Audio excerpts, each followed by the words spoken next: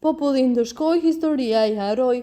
Nga lider shprehse në zëra pa ndikim, fundi politik i Visar Ymerit, Dardan Molliçajit dhe Shpend Ahmetit, tradhtia që solli vetë shkatrim. Dikur në ballë të një lëvizje që ngriti shpresat për një ndryshim të vërtet politik në Kosovë, sot është shpërndar, pa parti, pa mbështetje popullore dhe me kredibilitete të përçeduara.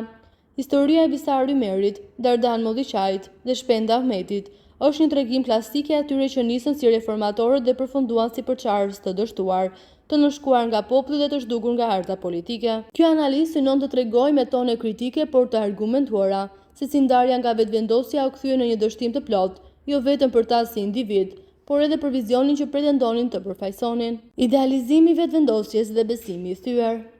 Vetëvendosja u themelua si një lëvizje kundër pushtimeve dhe për vetëvendosje popullore me Albin Kurtin si figurë qendrore. Në fillim shumë e shihnin si utopike, përfshirë edhe mua. I kritikoja si një grup që po e prishte matematikën e dialogu të kontrolluar nga elita politike. Visar Ymeri, një prej ideologëve të parë të së majtës radikale brenda VV-s, u bë zëri intelektual i strukturimit politik të saj. Kur Kurti dha dorëshe në vitin 2015 për të mos u bërë lider i përjetshëm, Ymeri u zgjodh kryetar. Në letër, ky ishte një hap drejt socializmit të partisë, në praktik nisi procesi i përçarjes. Përçarja e brendshme, ego dhe jo ideologji. Mes viteve 2016-2018 nisën përplasje të mëdha brenda VV-s. Grupi i Visar Ymerit bashkë me Dardan Molliçajin dhe Shpend Ahmetin shtynte për më pak institucionalizëm dhe strukturë, duke kundërshtuar stilin më vertikal të udhëheqjes së Kurtit. Por në vend të debatit të shëndetshëm ideologjik shpërthyen akuza prapaskena dhe përpjekje për të dobësuar figurën e Kurtit. Tensionet kulmuan me dorëheqjen e Ymerit në vitin 2018. Pas tij u larguan dhe Molliçaj dhe Ahmeti. Në vend që të ruanin lidhjet me bazën dhe idealet e përbashkëta, ata krijuan Partinë Social-Demokrate PSD, një projekt që u perceptua menjëherë si motivuar nga inati dhe ambicia personale, jo nga nevoja për alternativë politike. PSD, një parti pa popull. Në zgjedhjet e vitit 2019-2021, PSD-ja dështoi të sigurojë ndonjë mbështetje domethënëse. Shpend Ahmeti, dikur kryetari i Prishtinës dhe një prej figurave më të spikatura të VV-s, u tërhoq nga politika. Ymeri dhe Molliçaj mbetën aktiv si komentues në media, duke kritikuar Kurtin pas një ndikim real. Kritikat e tyre nuk lëvizin as çimen e krojit, për ta thënë troç, aq i ulët ishte ndikimi i tyre në publik.